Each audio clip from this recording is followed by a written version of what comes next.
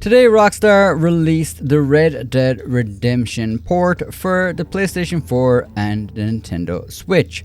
If you caught my announcement video or any of my live streams, it's pretty much what I have been saying. So the Xbox One X version is very similar to the PlayStation 4 Pro version as well as the PlayStation 5. Red Dead Redemption has been stuck on 7th gen consoles since it arrived, and the best way to experience it has been the Xbox One X as well as the Xbox Series X, which ran at 4K resolution, and the Xbox Series S ran at 1440p. If you had wanted to play it on PlayStation, you were going to be stuck on the original 640p, which can definitely be a hard experience in this day and age. So if you have been waiting for a PlayStation 4 version of it, well, it is definitely looking a lot better with the newly released port. If you're stacking the PlayStation version up against the backwards compatible Xbox version, it is running a bit more of a stable image on PlayStation, with fine geometric elements and foliage seeming more sharp and solid, while the Xbox Series X running on 4K at 2 MSSA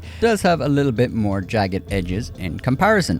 Eurogamer says that the biggest difference between the new PlayStation and existing Xbox versions is the anti-aliasing, with Legacy 2x MSSA being replaced with temporal super sampling at native resolution. So 1080p on a base PS4, 4K on a PS4 Pro and a PS5. The overall consensus I can see from a lot of reviews I have read and seen on this is that it's okay, it's good, but you know, it could have been better. For example, the UI is still running at 720p, so like the in-game map is still like really low res, which you know you can forgive on the Xbox One X as it's just a backwards compatible mode. But with the new like port, you'd expect that Rockstar would have at least included a higher resolution version of all of the UI. Frame rate wise, which I know a lot of people are interested, it is capped at 30 FPS on both consoles, but there has been reports of stuttering and slowdown in cutscenes on the PlayStation version. On the Switch, it's generally okay, as in it's running at 1080p when docked, and reviews from Kotaku are saying that it's good. And it hits on the elephant in the room.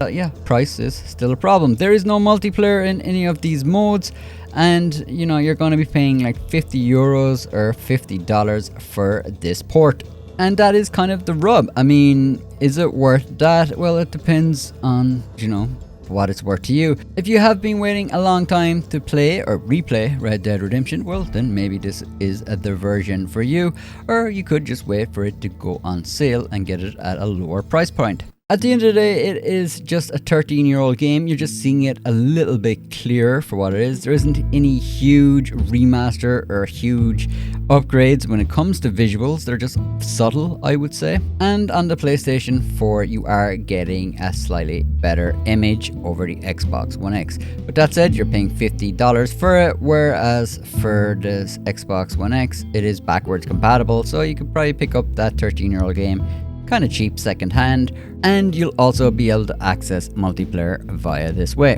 Not enough for me personally for a day one purchase. I think I would like to buy a physical copy when it is on sale or second hand, because at the end of the day I'm a huge Red Dead Redemption fan, and Red Dead Redemption 1 is an awesome story, awesome game, definitely worth playing if you haven't.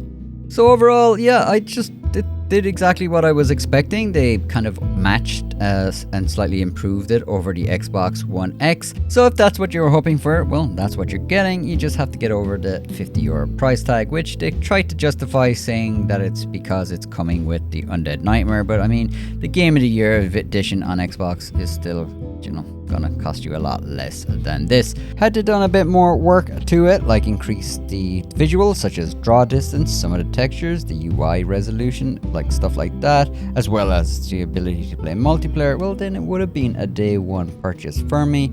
But yeah, I think for me now, I'm quite happy playing it on the Xbox One X. Let me know in the comments what your thoughts on this conversion or port are. Do you think Rockstar could have done more? Or are you happy with what they did? And are you going to be purchasing it if you are a PlayStation owner? I think Digital Foundry did a great comparison video on all the different consoles, so I'll leave a link here for that as well as in the description if you'd like to see a bit more in-depth testing and comparison between all the different versions. Massive thanks to everyone who supports the channel, really do appreciate it. Alright people, catch you later.